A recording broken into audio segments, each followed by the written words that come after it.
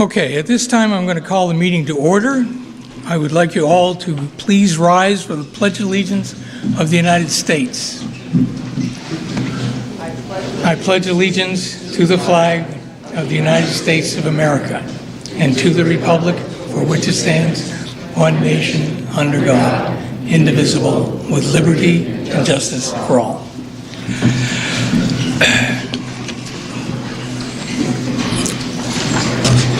Now I'm going to make some introductions.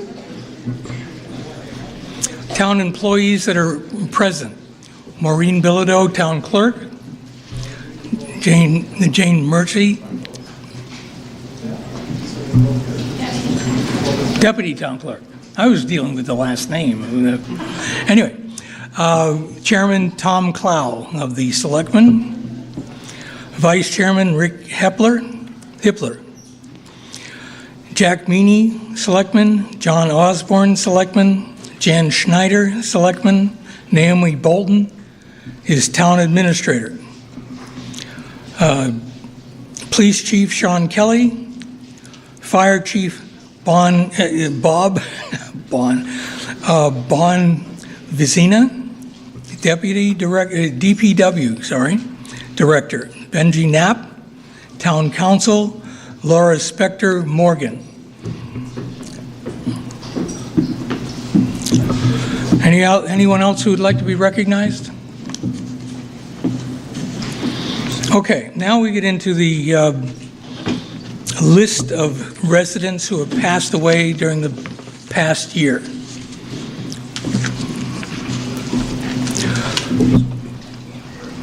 Rosa Benzea, Charles Druk, Edgar Smith, Lenny Colburn, Kayla McNamara, Rita Chapman, Daniel Sousa, William Robbins Jr., George Whitaker Jr., Sylvia Curtis, Paula Marsh, Stephen LaBranche, Emil Johnson, Christopher Franchard, Muriel Jones, Barbara Dolan, Joseph Jelinas, Jameson Bauer, James Diggins, Lisa Martin, Kyle Belstra, Robin Swenson, Robert Dotson II, Priscilla King Mullen, James Belleville, Betsy Rakowski, Bobby Jones, Claire Bosham, Robert Martin, Mary Jane Stone, Leland Quimby, Richard Douglas, Gloria Meady, Alice St. Hilaire, Evelyn Wilson, and Matthew Miller.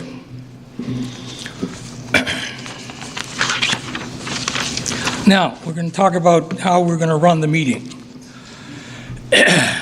First of all, it is loosely based upon Robert's Rules of Order, and then it is based on my Rules of Order, and then finally, it is your meeting.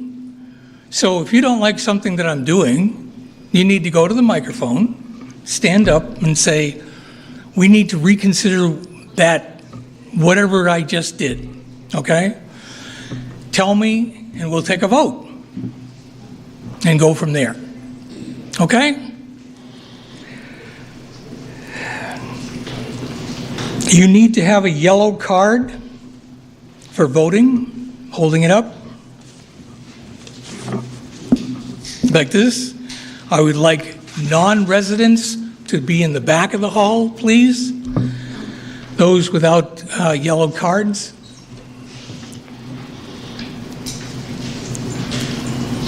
Please, I'd like you to sign your card and either take it with you or turn it in to the supervisors when you leave.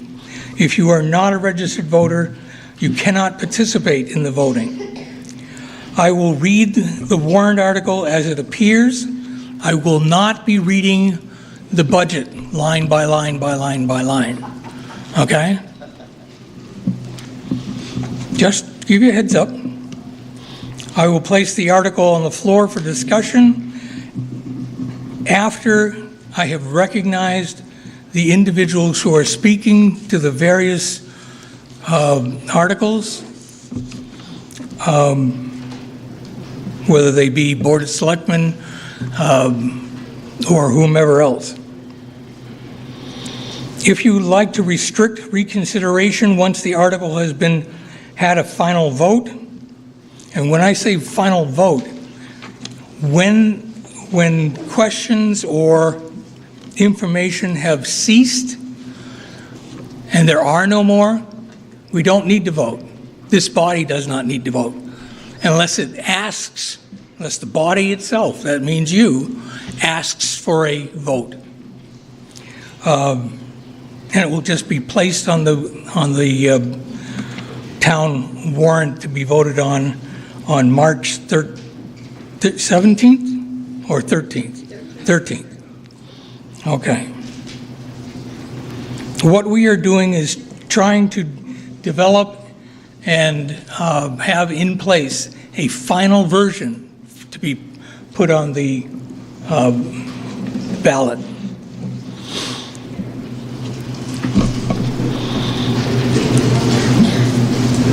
Moderator, let's see, I want to go back. I started. Any voter may question a ruling by the moderator by asking to appeal the ruling to the whole body, as I have mentioned.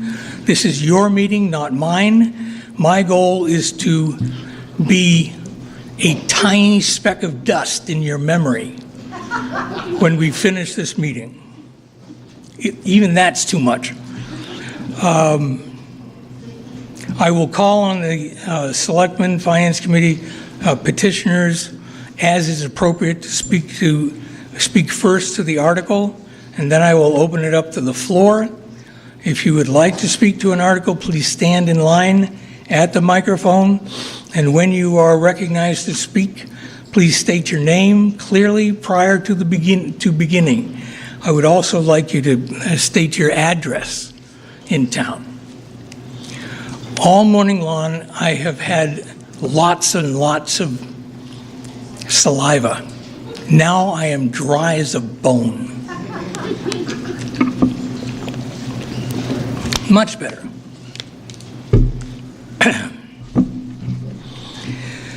Okay. In order to make the meeting run smoothly and efficiently, please be brief and non-repetitive. If I am of the opinion that we're doing a circle loop and people are speaking over and over to the same point, I will ask for that to cease. If it doesn't, then I will ask for the body to vote on whether or not we'll call the question. Amendments will be accepted, however. They must be in writing with sufficient information to know where they are put in the warrant on the article. I'm not asking you to write the entire thing, although that's an idea. But the amendment, I don't want $39.29 on a slip of paper. That's not what I want. I want the budget will be reduced to or increased by whatever.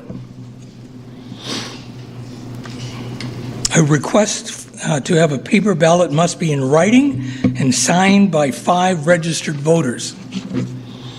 That vote will be open for 30 minutes. 30 minutes, not an hour. My goal is to expedite the situation. If people think that that's too short a time, we can talk about that.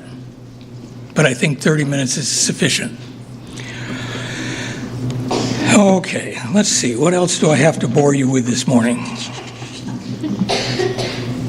Oh, I know, one other thing. There are 2 other things.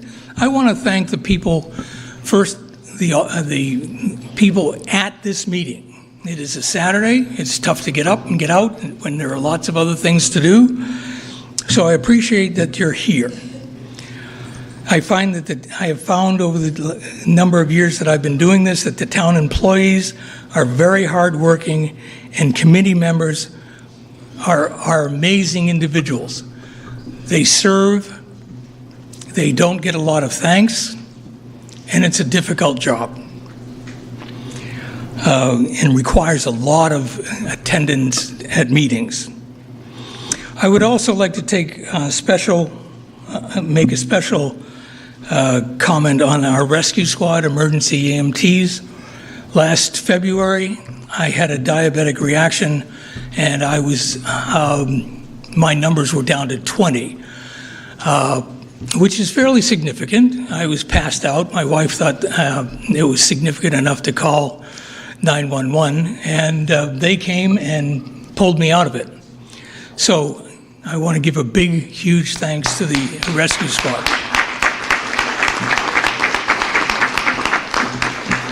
And the second thing is I want to thank my doctors from Dartmouth Hitchcock, who saved my life this past year. I had pancreatic cancer. I'm now cancer-free.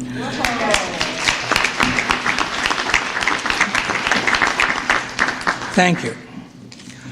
Okay, I think we're at a point where we can begin.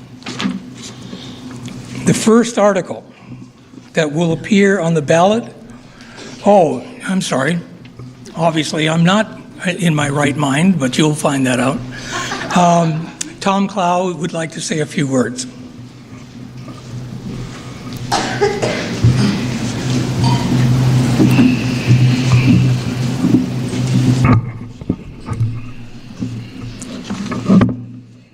First time I ever stood up here as chair was a little embarrassing because somebody at the table said, "Is your State of the Town address ready?" And I said, "What State of the Town address?"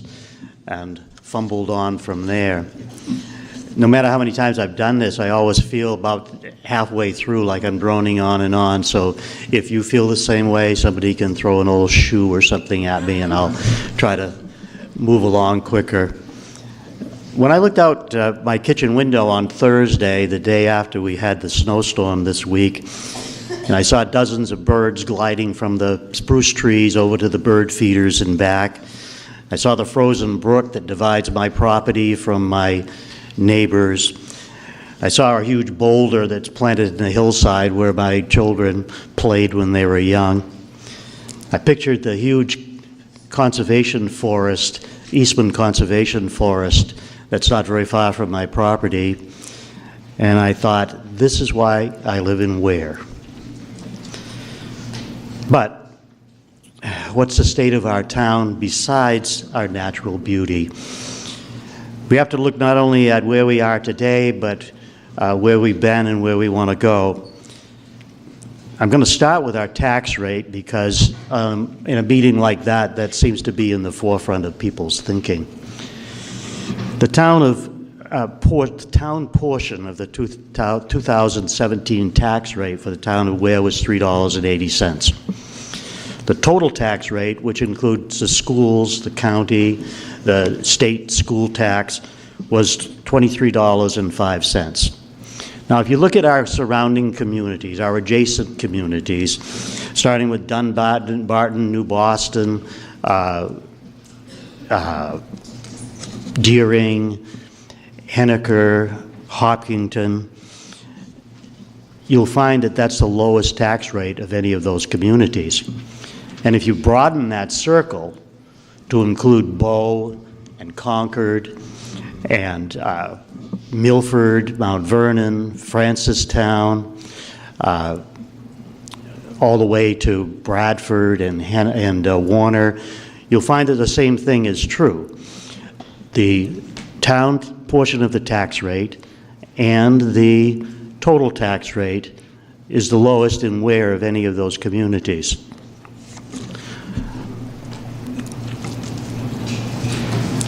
All of this information you can find on the DRA website under 2017 tax rates. Now the $3.80 town portion, which represents about 16% of your total tax bill, is what we'll be focusing on here today. And if you own a home that's worth $250,000, which according to Zillow.com is about the average selling price of a home in Weare, that means that you paid $950 of your tax bill in 2017 toward town expenses. So the question is, what did you get for your money? And I'm going to focus mainly on the three major departments, starting with the Department of Public Works. For years, many years, 40 years at least, the Department of Public Works operated out of a pole shed or a pole building at the end of Merrill Road. With the completion of the new highway garage, it's very unlikely that people will continue to refer to that facility at the end of Merrill Road as the town shed.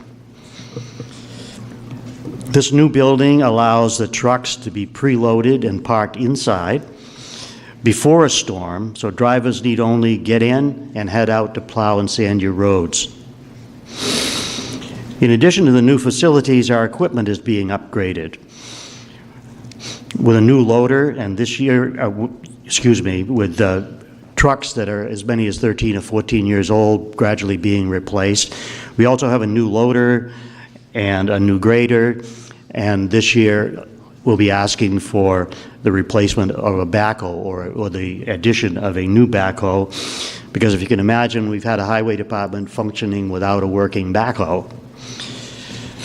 Now, besides replacing our plow trucks in a plow truck in 2017, the town also appropriated money for the repair of and reconstruction of roads and established a capital reserve fund to save toward the repair and replacement of bridges.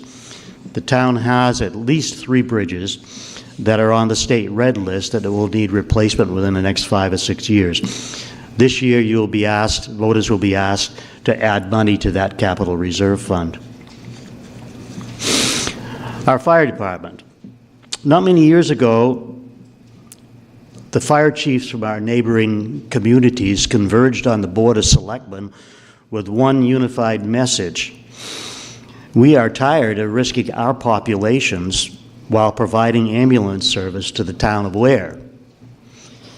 Our town had for years relied on on-call personnel to provide emergency EMT services, but emergency services have to be there when you need them, and fewer people were available to fill those on-call roles during weekday hours. So a plan was devised and approved by voters to use funds from ambulance billing services to support a per diem program to have EMT firefighters on duty during workday hours.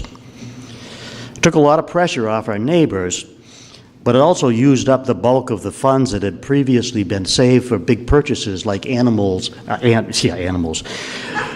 fire dogs, like ambulances and fire engines. In 2015, voters approved moving funds for the per diem EMT where's that shoe? Is somebody going to throw that at me now? Okay. Prepared. Voters agreed to place the money for EMTs in the operating budget, which then freed up money to be saved toward those large purchases again. Since August of 2017, this coverage has expanded and is now available for 15 hours a day, 7 days a week.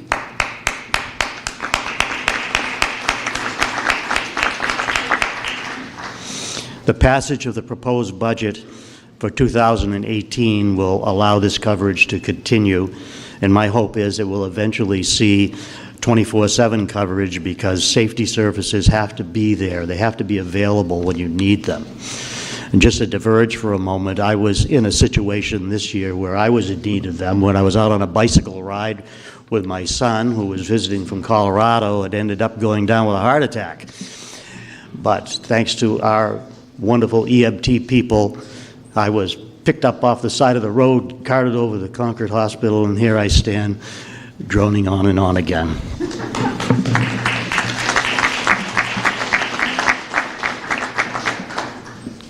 As a CLIA certified department, our police force continues to move away from the period of litigation and unwanted headlines that plagued it for a long time.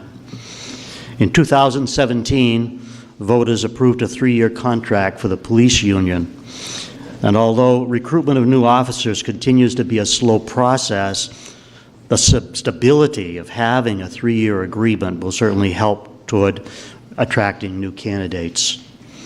3 new cruisers were purchased in 2017 to replace 3 older vehicles that were consuming maintenance funds faster than gasoline. Also in 2017, a SafeWise report ranked Weare as the 2nd safest town in the state of New Hampshire.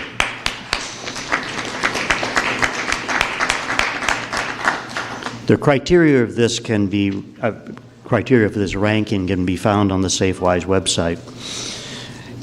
In 2018, we're looking to continue rebuilding the fleet with the replacement of another old money-crunching Crown Victoria. And we're also asking to add an additional police officer so that we can again have local police on duty 24 hours a day. Again, because it's not about the number of calls that are received at a certain hour of the day. It's about having the help there as quickly as possible when you need it in an emergency. So I focus here on those 3 major departments, but municipal tax dollars also provide library services. They support Parks and Rec Department. They operate the transfer station, provide for all the services available through the town offices, and support the work of all of our boards, commissions, and committees. All of this, as well as providing for utilities and maintenance of all of our buildings, all for a municipal tax rate of $3.80 per thousand, the lowest in the area. Thank you.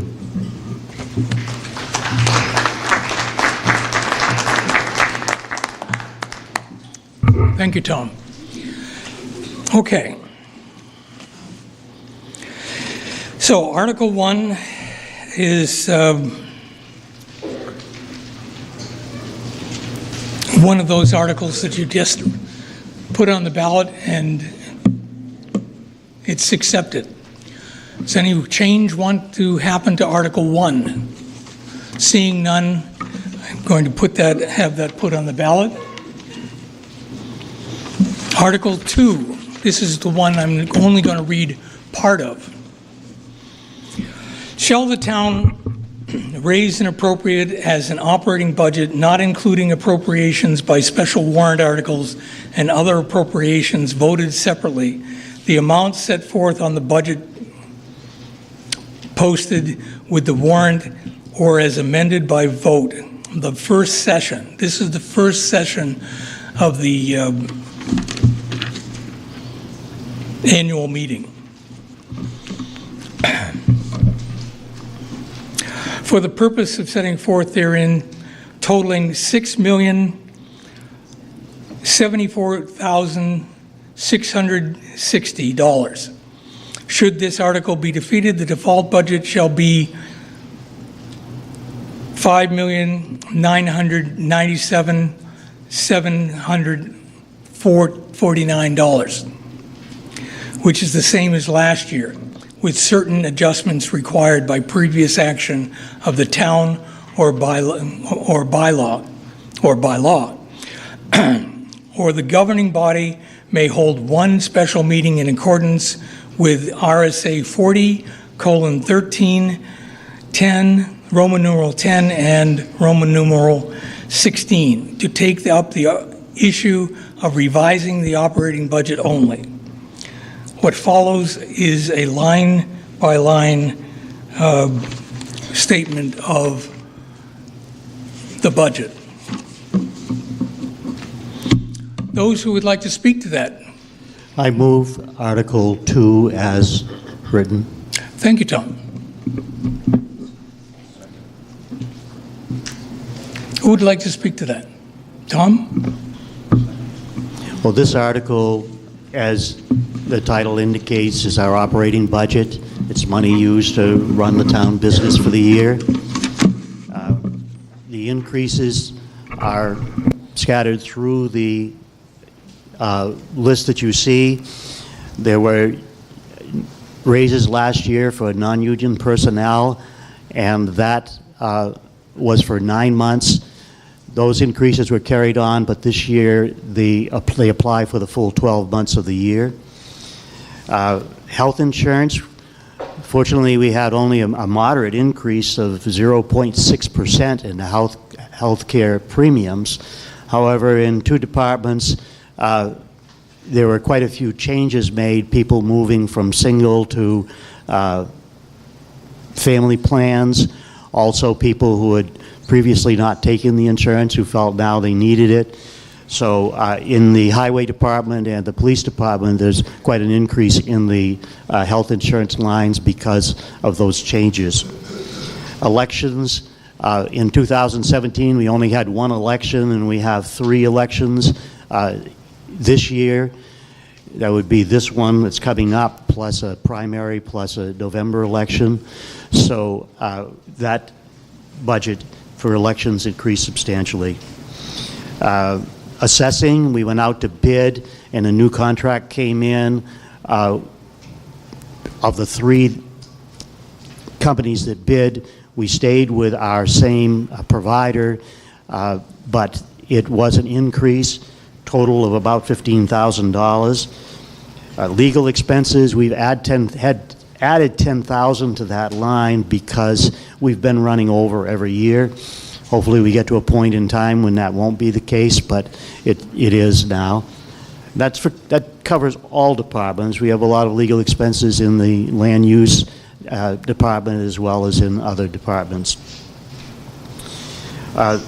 We have a new contract with the town administrator, which is a salary increase. Our workman's comp insurance has gone up, but that's pretty much offset because our liability insurance has gone down by even more, so that was a good thing. We have a new contract with our police chief that's included in the increases. Full-time officers in the police department. Last year we had 2 things happen. First of all, we got to work a deal with the finance committee so we wouldn't have a certain amount of that in the budget because we knew that we wouldn't be able to hire and go to full staff before at least the mid part of the year.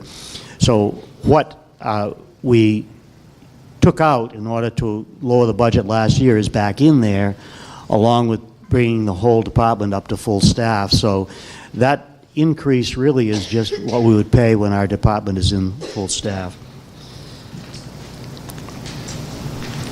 EMT coverage. I've mentioned that we now have coverage 7 days a week with people on hand to respond to an emergency from 7 a.m. until 10 p.m. in the evening. That was put into effect a little later than we wanted to because of a budget cut last year.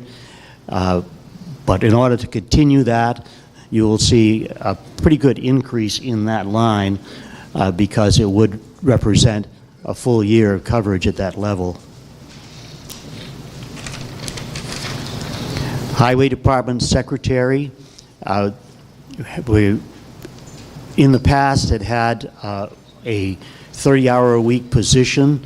We combined that really during the recession with another position, and we had it split between the town administrator's secretary and the highway secretary. We've gone with different directions of that, but we're putting that back the way it had been in the past as a 30-hour position. Animal control, we've found that's been really increased in services, and so we brought that line up to being more realistic with what we're actually spending.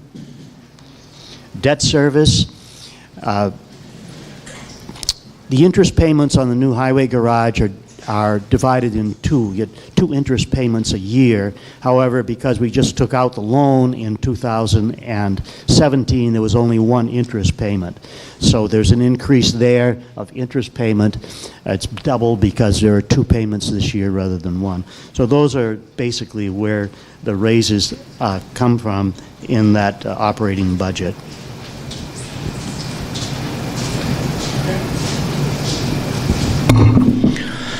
Okay, we'll move to have people speak to that warrant article. Lori? Lori's head of the Finance Committee. Before I read the blurb for the Finance Committee, I want to make something very clear to all the residents that are here today. The Finance Committee takes their duty very seriously, and we have scrutinized not only the school budgets this year, we, as we always do, scrutinize the town budgets, and I mean we dig into everything. The proposed $6,074,660 represents a 6.6 increase over a 2017 operating budget. The default budget of $5,997,749 is a 5.1% increase. The committee cannot support the proposed budget and feels additional cuts could have been made to reduce an undue burden on the taxpayers. In 2017, the town operated on a budget reduced at deliberative session to a level below that of the 2016. Yet at the end of 2017, the town has an unexpended fund balance sufficient to propose purchasing a police cruiser and still return over $200,000 to reduce taxes. It is the consensus of the committee that budget reductions would allow taxpayers to keep their money during the year rather than the town having to offer it later to offset taxes without interest. Others who wish to speak to this article? John, Hello, Naomi. the correction be made for the percentage? $6,074,000 is not 6.6%, 6.39%. Okay, it is asked that we change the percentage from 6.6% increase, as stated, to 6.3% increase. Tom? I believe there's another issue with the proposed budget amount of $6,608,000 that's in the Finance Committee article here. That's not the figure in the budget, and I don't mean that as a criticism of the Finance Committee. I just think that it's, according to your article here, You read it right. it should be $6,074,660. I think that's what Lori said, but that's not what's printed here. Right. Does everybody understand that? What's on this sheet is incorrectly stated, as Tom is saying, and Lori read. $6,074,660 is the proposed budget. Yeah. Anyone else wishing to speak to this article? Lori? Lori Davis, 118 Buxton School Road. I think it's important for the residents to understand that this is our money, this is our town.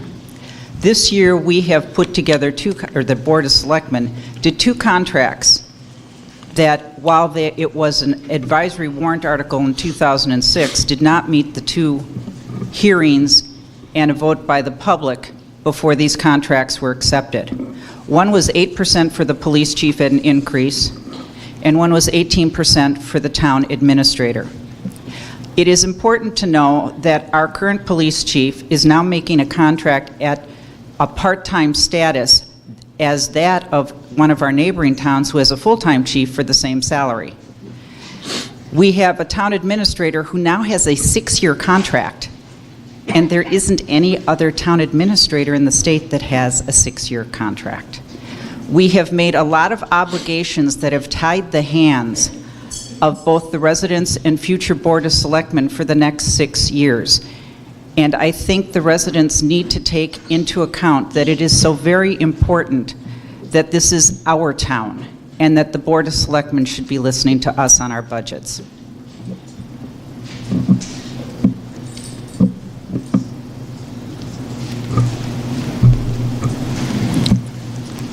Frank Campana, Quaker Street.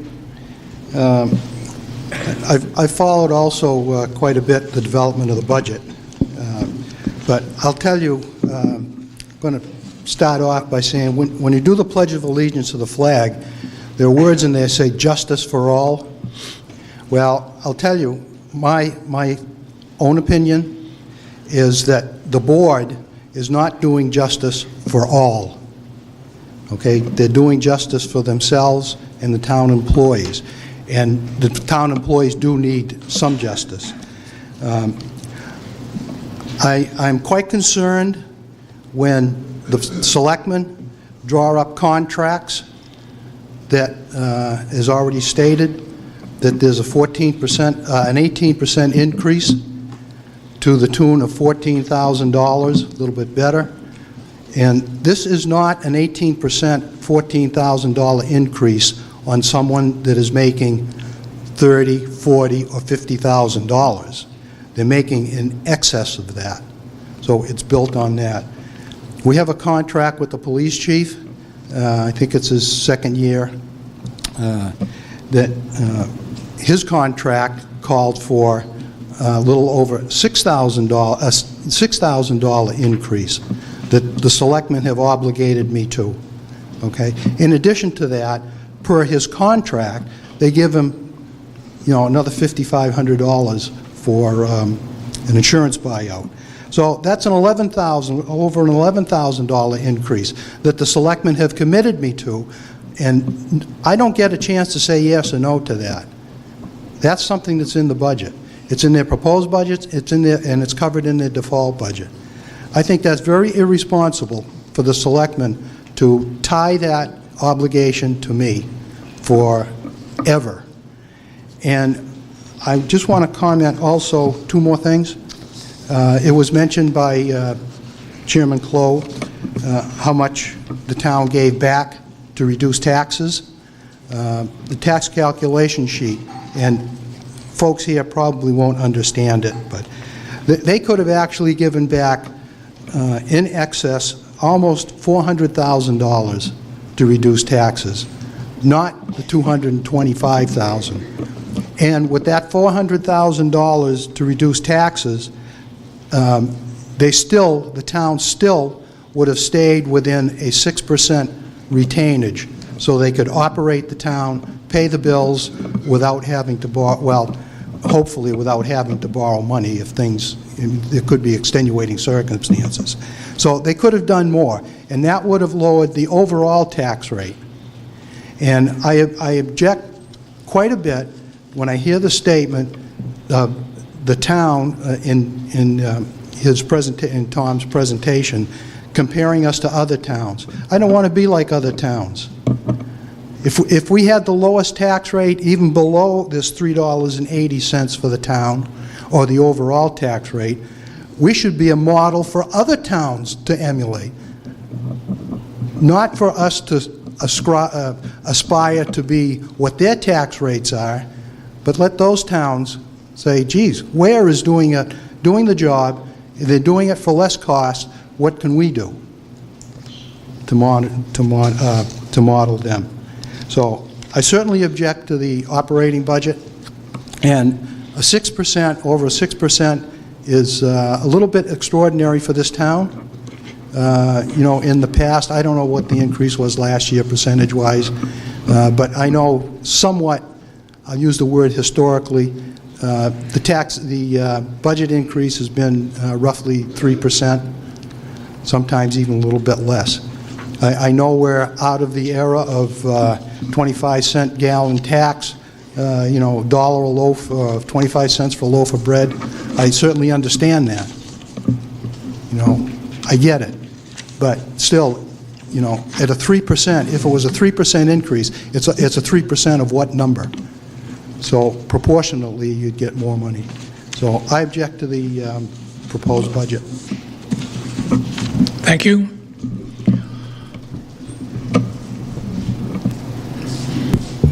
Helene Kirk, Mount Dearborn Road. Thank you, Mr. Moderator. This budget in employees' salaries and benefits is tilted way out of whack. Two non-union employees together are getting better than $26,913 in salary-related benefits, and other added expenses. We've heard that their salary increases alone are 18% and 6%. The jobs haven't changed. Soon we'll be having an article asking for raises for town employees. All the rest of our employees do their jobs as well.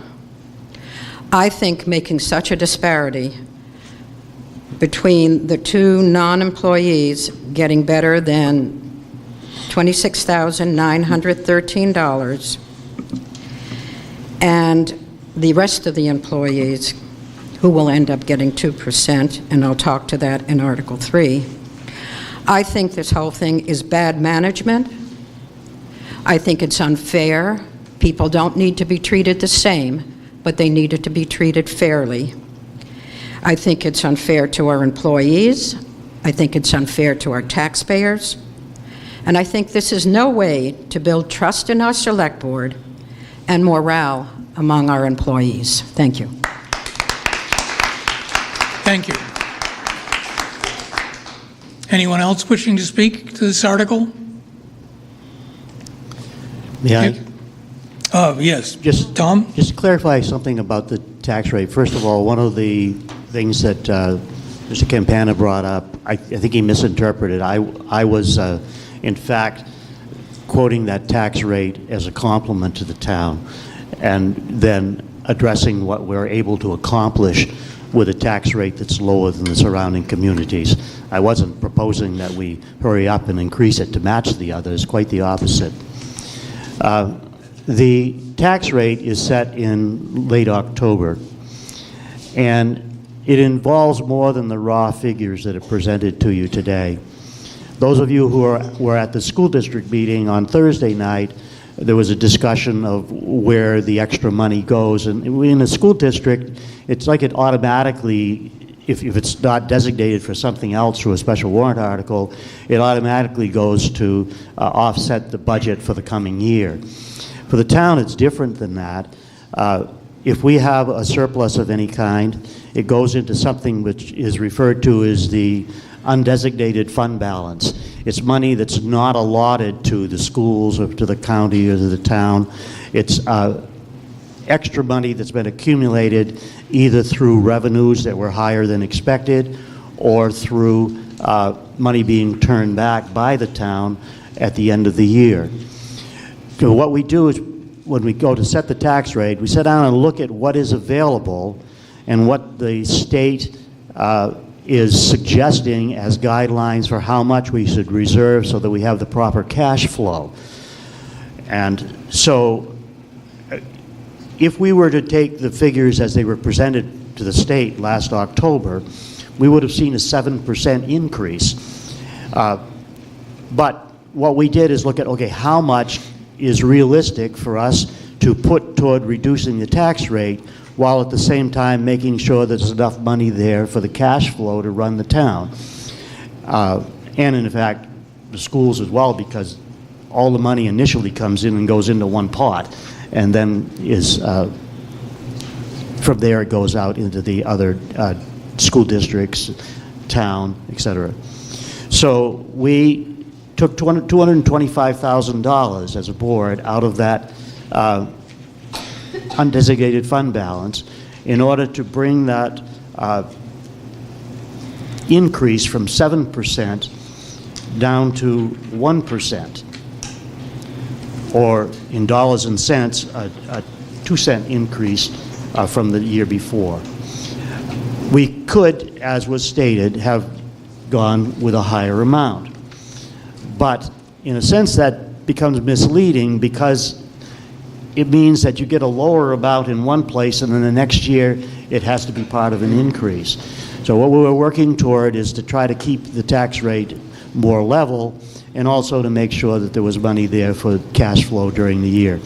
So, you know, when we sat down this year, we do have funds to work with, and so that increase, in all likelihood, is going to be more like the one that we saw in 17 and not this or more percent, because our revenues tend to increase.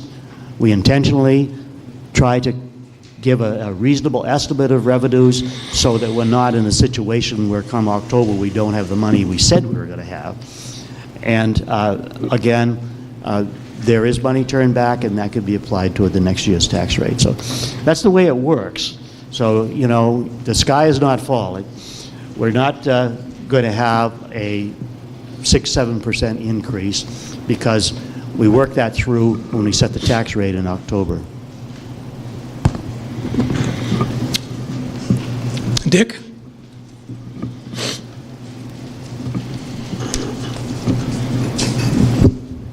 Richard Budd, Old Town Road. Good to have you back, John. Thank you, Dick. I do have an amendment to the operating budget. Do you have a copy to read?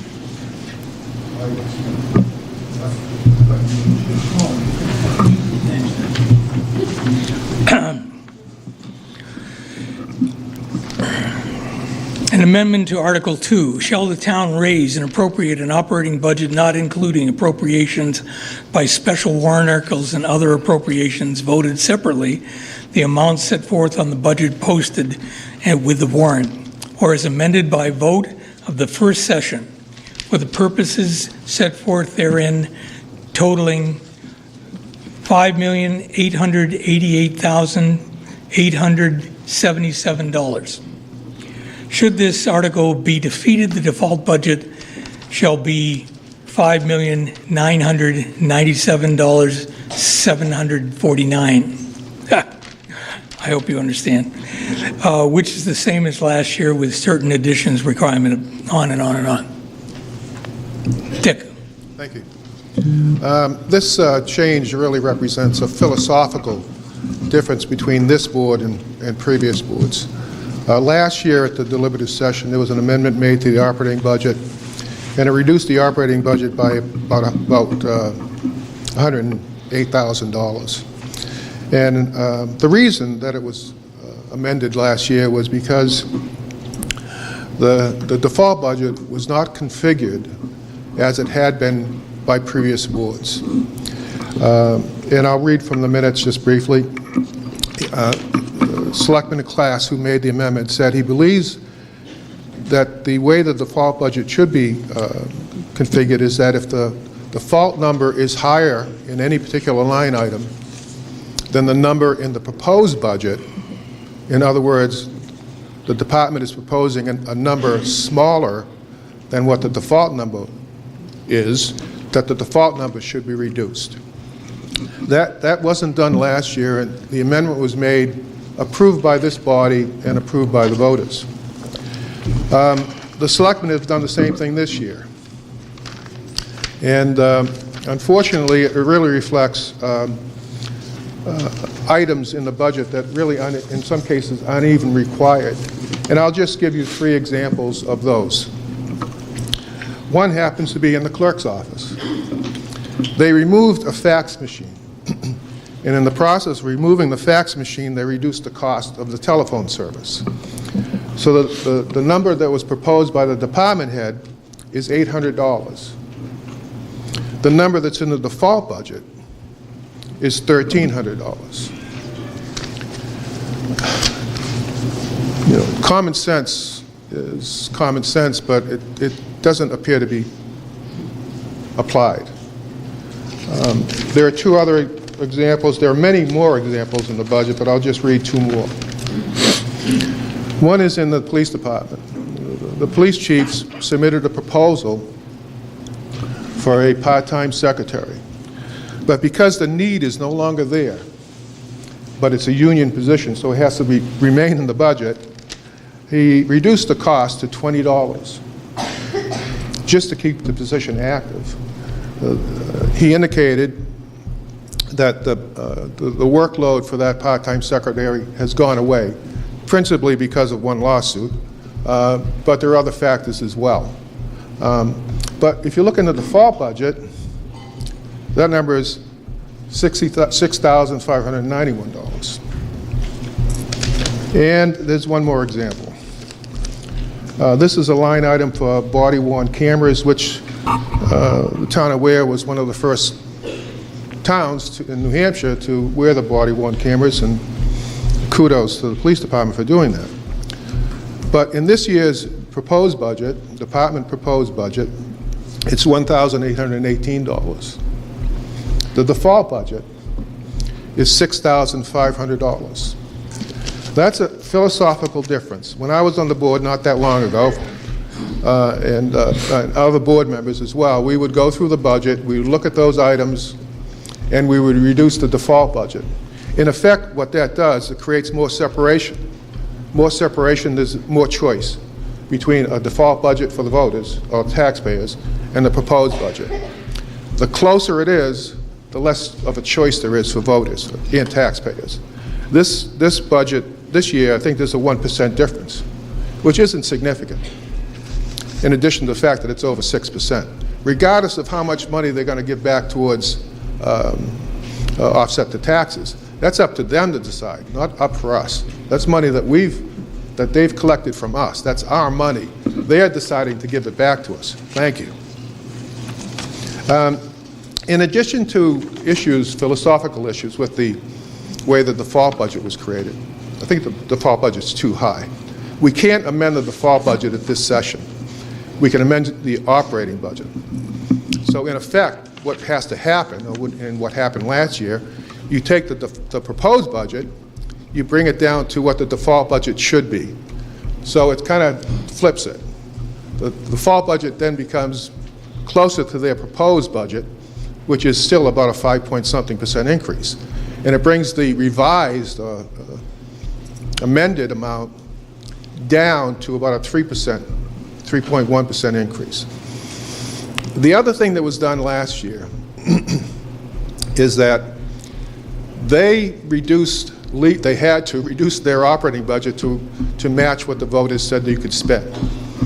But the way they did it, I didn't particularly care for. Again, this is a philosophical difference.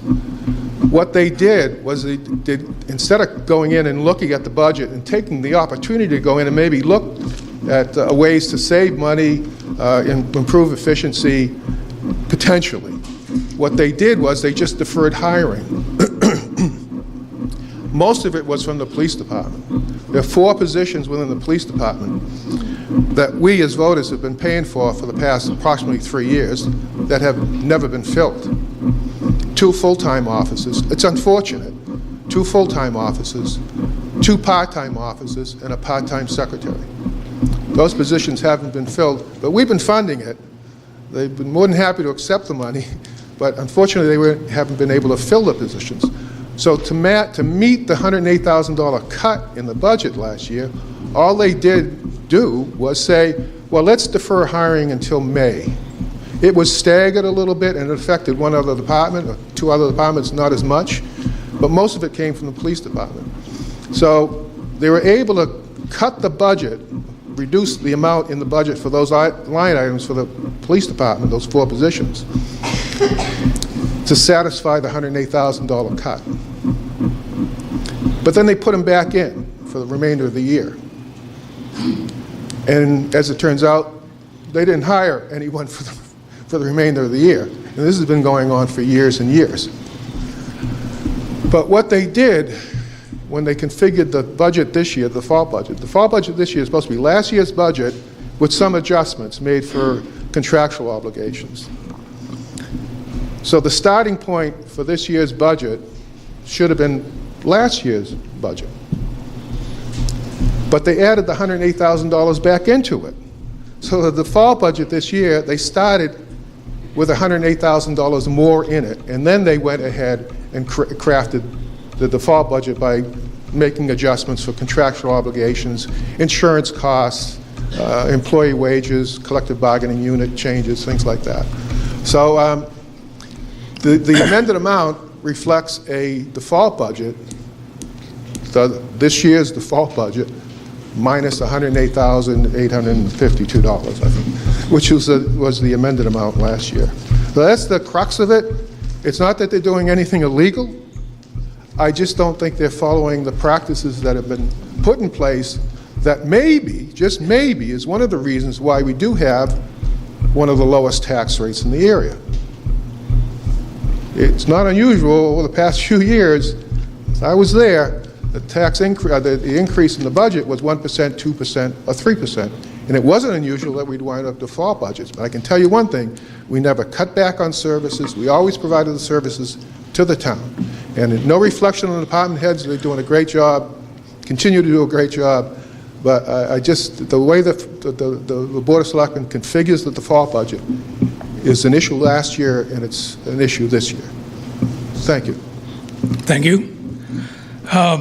Just to be clear, we're voting on amendment to Article 2 that reduces the request, the operating request, to $5,888,877, as opposed to the set default budget of $5,997,749.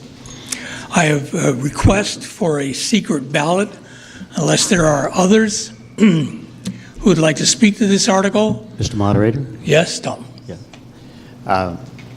Needless to say, I disagree with the amendment. I opened the meeting by talking at length about safety services, and those make up the bulk of our budget, and any decrease here in the budget would impact those safety services in some way. We follow the law, when we prepare the budget, default budget, or whatever. And that's all I could say. There are disagreements.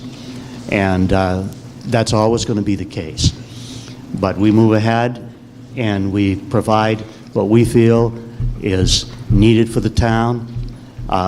There's money left over at the end of the year almost every year. And you talk about positions that were funded but not filled, not able to be filled really. And that's why we have money left over. And that will go back to offsetting the tax rate in the coming year when we meet in October to do that. So anyways, that's mine. I don't mean to hog this from other board members. It's my spiel. Thank you. My name is Steve Roberts. I live at 815 Concord Stage Road. And last year the cut was made. We had proposed in the budget to increase the fire and EMS coverage to extend to weekends and evening hours.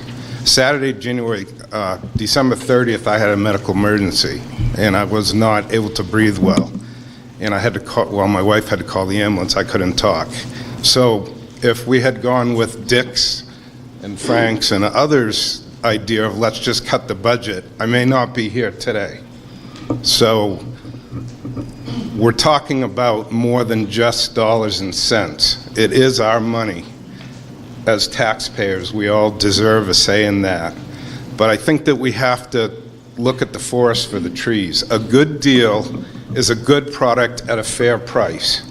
And we've heard a lot of criticism about our town employees, and I think that we all know that they do a really good job, way beyond, in a lot of cases, what they're being compensated for.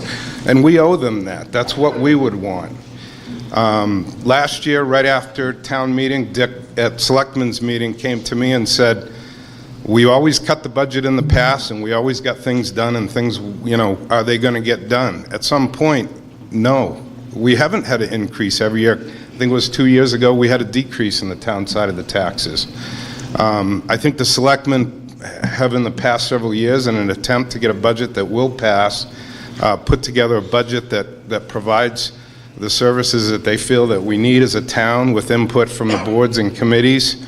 And they see things, maybe a large increase in a salary, maybe that employee was being underpaid.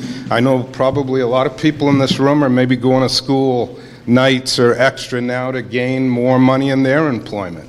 Don't our town employees deserve that maybe too? We don't know exactly what the case is because we didn't negotiate that contract. So I want to thank the Selectmen for the job that they've done, because We do have a low tax rate. Our burden is increased because the town is growing, even though a lot of people think it's not. It is growing. The demand for services is higher.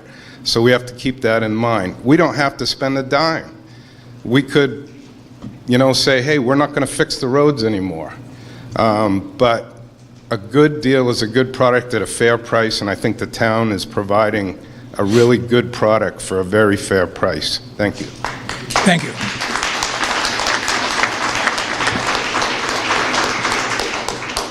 John? Yeah, John Lawton, Oak Hill Road. I support the amendment as proposed. I believe that the final bottom line of 3.1% is a adequate increase, probably more so than it's needed. Based on every year, we have a surplus of this year close to $400,000, and this budget is 3.1% higher than last year's. I believe there's plenty of money there. I don't believe it will affect anything in the EMS area. There's nothing on this budget line that I see that would be affected basically on the proposed part of it. I just believe that we can do a better job of managing our money. I agree with Dick in the fact that the default budget was not prepared correctly, at least in my philosophy, and I think we need to address that in the future. The difference between the $185,000 difference in the proposed and what the amendment would amounts to around somewhere in the low 20-cent range on your tax rate. So I think with a 3.1% increase, I think that's more than adequate to fund the town portion. Thank you. Thank you. Matt Whitlock of 55 Collins Landing Road. I want to share a concept here that some people may not be familiar with. You can look it up on Wikipedia. It's called Washington Monument Syndrome. This is a tactic used by those in charge of spending your money to discourage you from cutting their budgets. And what they like to do is cut the things that are most painful or most obvious first. This is like, national parks we always hear about when the government gets shut down. They're going to shut that down, and everyone feels that. Or like emergency services or the roads. No, these are actually the critical things that they won't cut. They will cut the extraneous things. So don't believe them when they say we're not going to have emergency services if the budget gets cut. That's not how it happens. Lori? Lori Davis, 118 Buxton School Road. As most of you know, I have doing a lot of speaking on the town for the last 4 years. I know this budget inside and out, and I know the motivations behind every line item that goes on in this budget. First off, the emergency management stuff is not going to be hurt. What does happen is instead of the selectmen actually cutting the specific department that is causing the biggest problem, they try to spread it out so it scares the town residents. And they did that last year. They demanded that the cuts come from highway and fire, not only PD, when PD was the driver. This year, we do not have a full complement of police again. We have one in the pipeline. We do not have a second one. We have the salary for the second one and all the accoutrements, which balances over $100,000 in this budget that we will not be spending on a live person. So this budget can be cut, and it isn't. And it's not just in the police department, but this is a consistent philosophy of this Board of Selectmen. And they are using this as a weapon to scare the townspeople, and that's not right. Our fire department has delivered before they had the extra people on hand.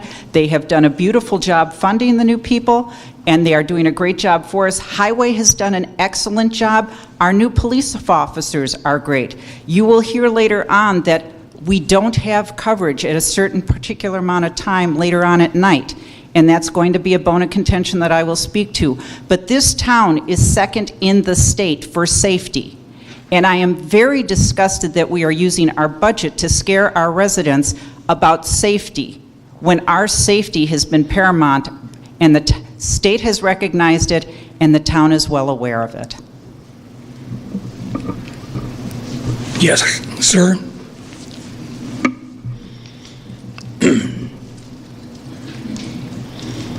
Bill Rice from Pine Hill Road, and I think probably I'm guilty as Most people are not participating enough in the town and going to meetings and things like that.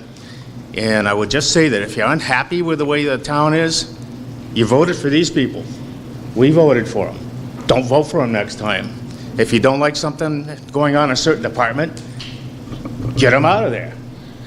Sooner or later, when we're talking about budget, you're going to have to pay for something in the long run. If you keep deferring it, it's going to cost you more. Look at the highway department building. If we built that 15 years ago, it would have cost us a lot less. Generally, I think the town runs pretty good. I think there's places that could be improved upon, but it's up to us to try to improve them. You can dump on these guys all you want. It's our fault as much as theirs.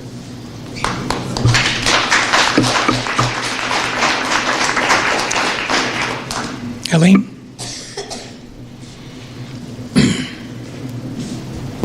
I'd just like people to remember that the selectmen get the bottom line. They can decide how to spend that bottom line, regardless of what we say here. So if we cut the budget, they still have a bottom line. They still have discretion as to how the town should spend that bottom line money. Thank you. Thank you.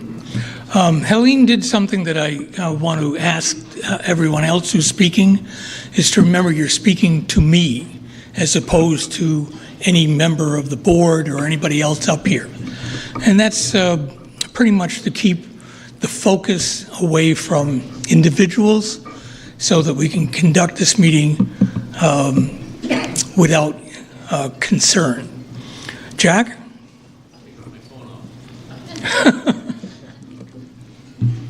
Mr. Moderator, thank you for Sir. being here, Thank you. and good health.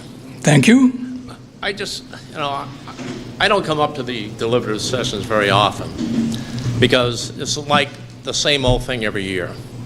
But this year I took an interest in it. I want to say thank you for the select board for running.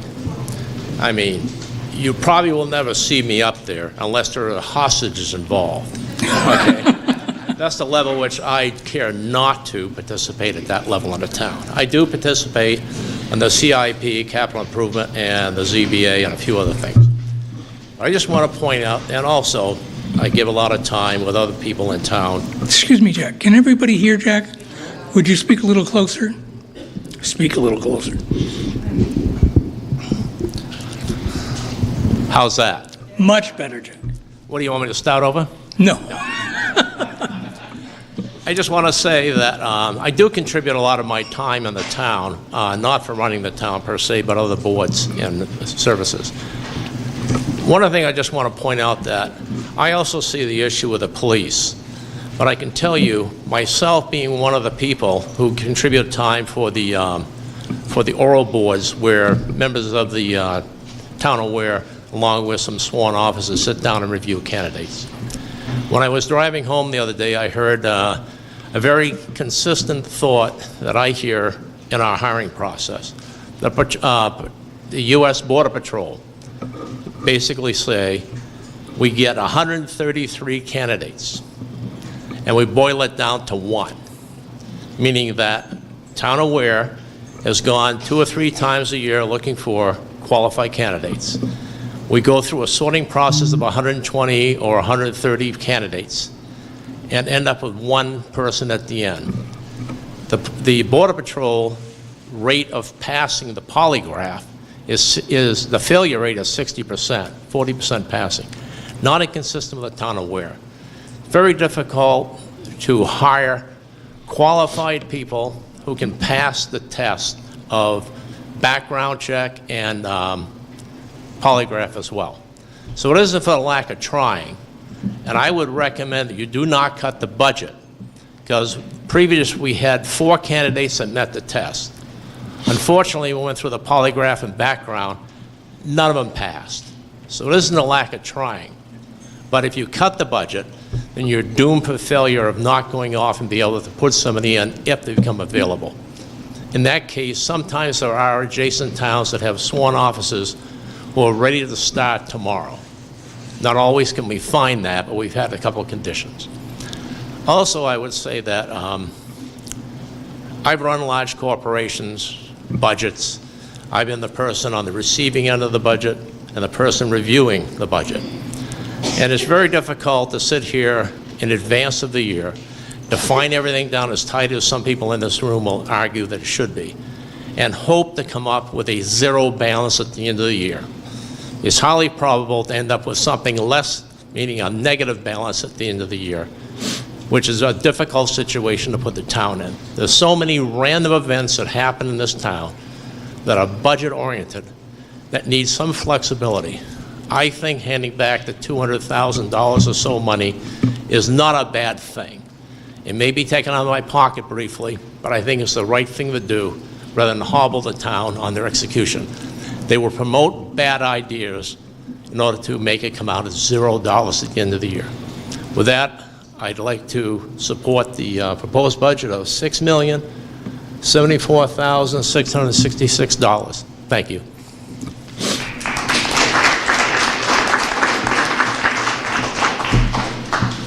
Dick?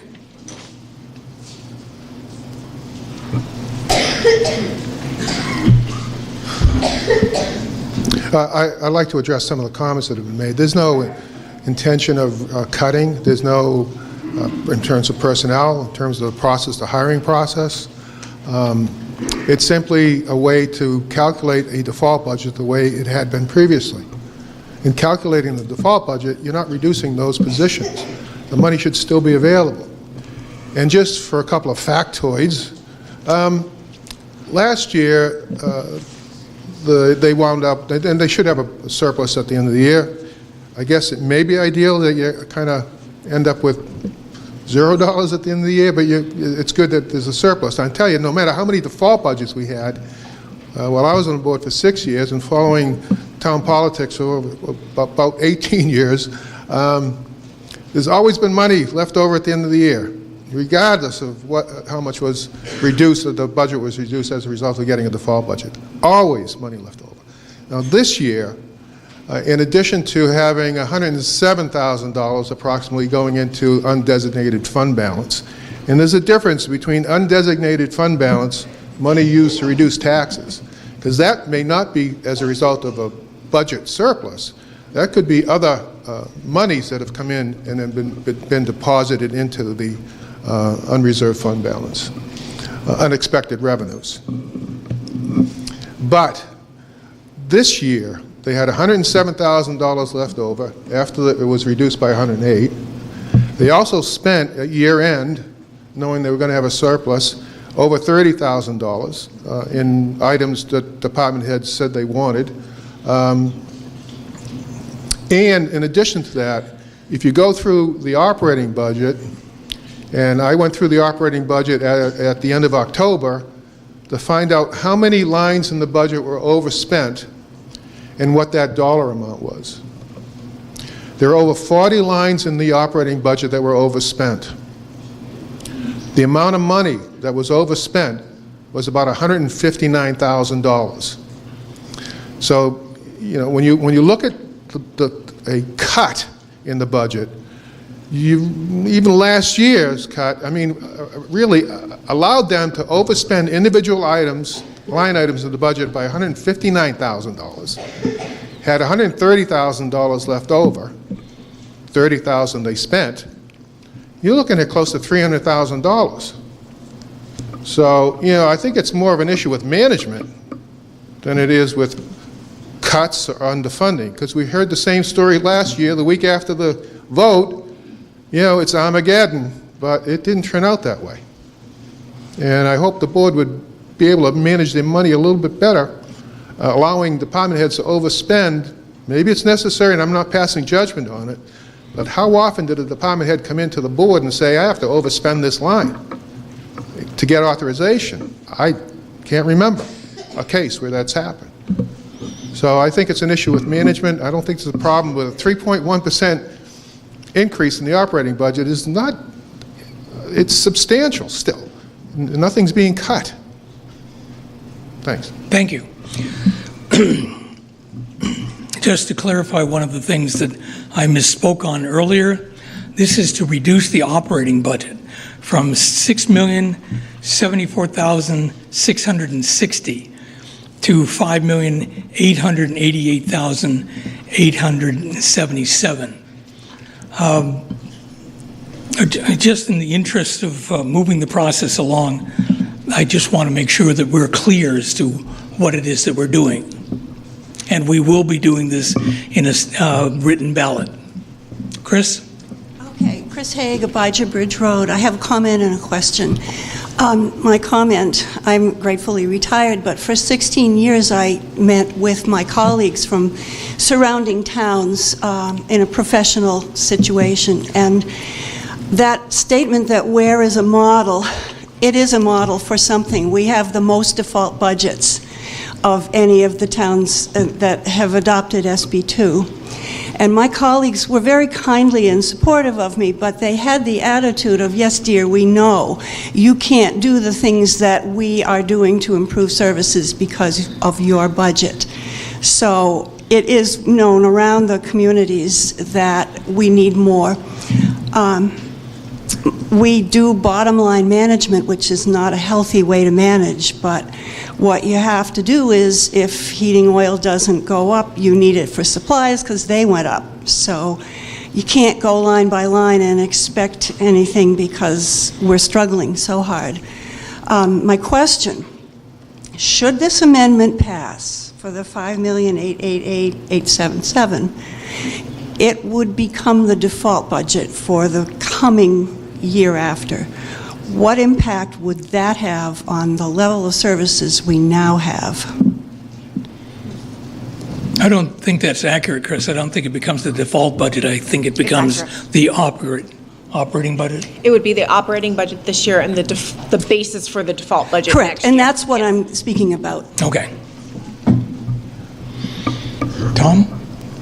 Well, I don't think that's a question, Chris, that we can answer up front now. It would have to be, a decision that the board made at the time. So I'd like to give you just a straightforward answer, but I really can't do that. That's cool. Then, that said, I make a motion to call a question. Okay, the question has been called. Second. It's been seconded. I don't think it's been called and seconded. So you have a vote on that. We have a vote on the call and seconding of that request. All those in favor of calling question and voting on the article as it has been amended? All those in favor of calling a question and voting on the article as it has been amended? No, this is a vote on calling the question and ending the debate. All those opposed? The ayes have it. So we are going to end this discussion, and we will go into 30 minutes for a written ballot. Question, Neil? Yes, Mr. Moderator. I want to clarify what the question is.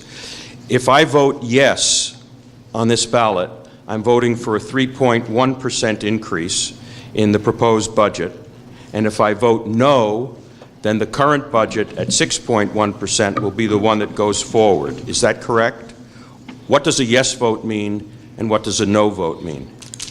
My understanding, and I'll defer to council, is that we are voting on the amendment to reduce the amount of the operating budget from $674,000 to, $674,660 to an operating budget of $5,888,877.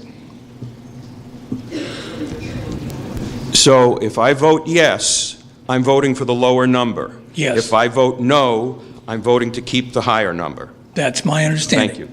Am I correct? Yes. Okay. Yes.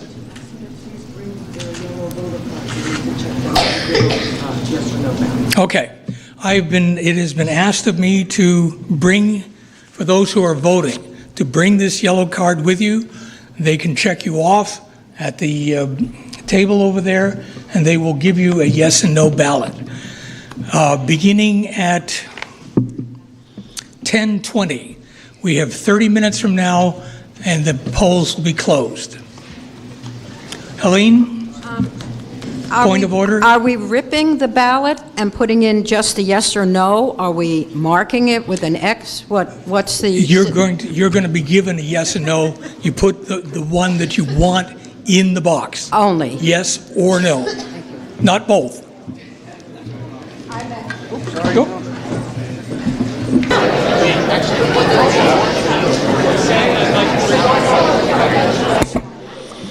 Okay, although it has not been 50 minutes, or 30 minutes, do I have to keep it open? People may be coming in from East Duluth. You did say 30 minutes, so I would wait another 5 minutes. I'm frankly a little disappointed with the counterbalance already. Where I haven't closed the vote.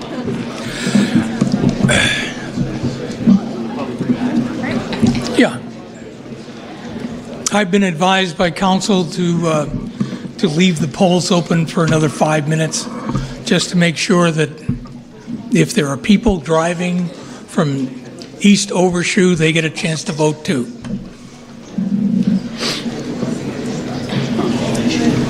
Is this being live broadcast? Oh, yeah. Yes, I appreciate that. Yeah, I'm used to that. As long as you understand. I'm cool with that, yeah.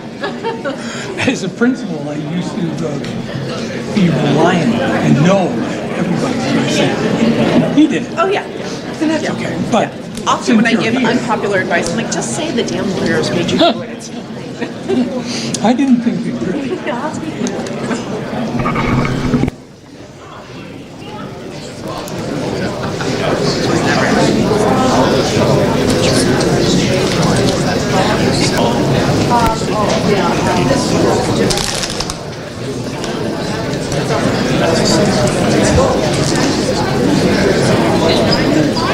Which was Article 4?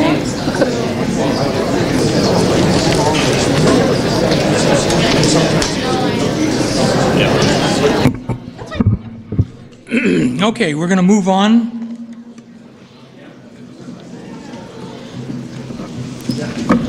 I have the results of the written ballot. I will read them to you. There were 41 yeses and 72 noes. So the operating balance is going to remain at $674,660. We will now take up and discuss, if there's any more discussion, about the original proposal, the original warrant article of $6,074,660. Should this article be defeated, the default will be $907,749. Move the question. Question has been moved. Is there a second? Second. It's been moved and seconded. All those in favor of having the budget of $6,074,660, please signify by raising your cards. Aye. Aye. Yes. Yellow. Excuse me, just for point of order. What we're voting on is to end debate. I'm sorry? We have to vote to end debate first. Oh, okay. I thought the second point. Okay, we're going to vote on ending debate. Point of order? Yes? I thought you...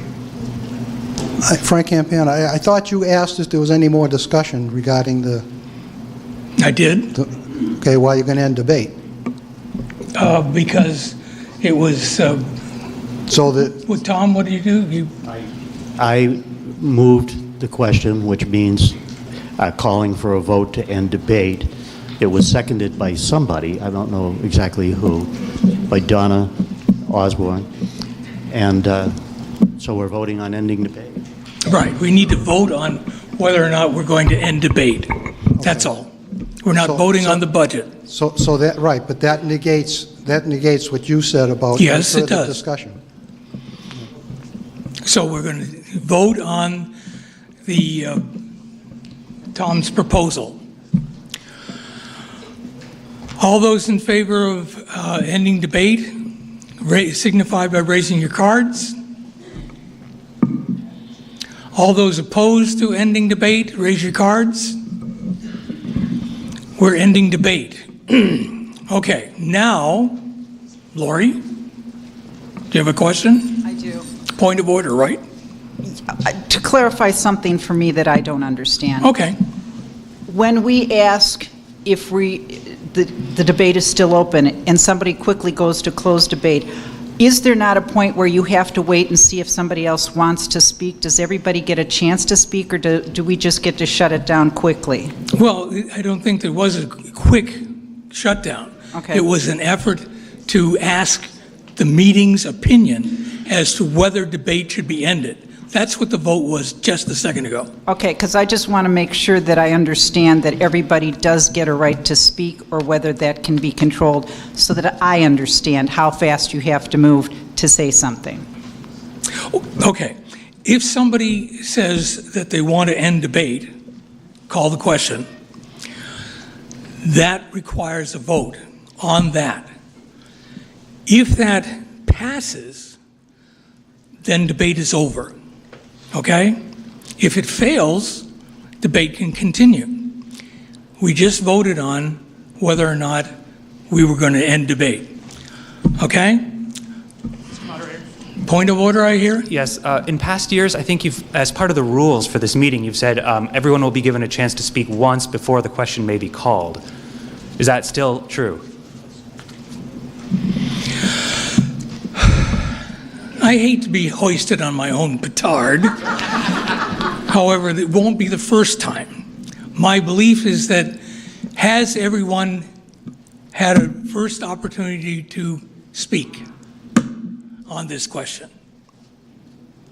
Looks like they have.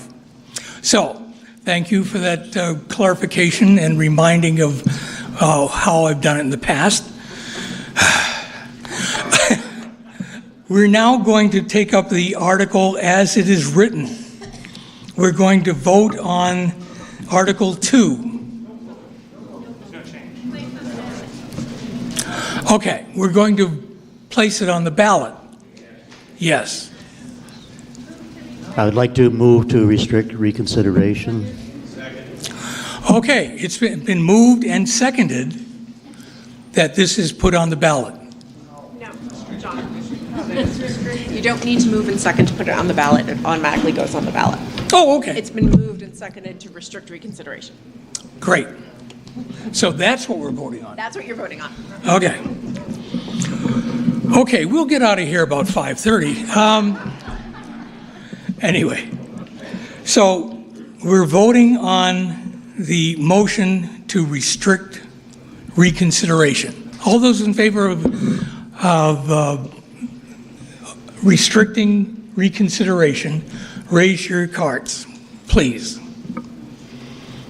It will get smoother. All those opposed? Seeing none, we're going on to Article, after 2, it's 3. Article 3,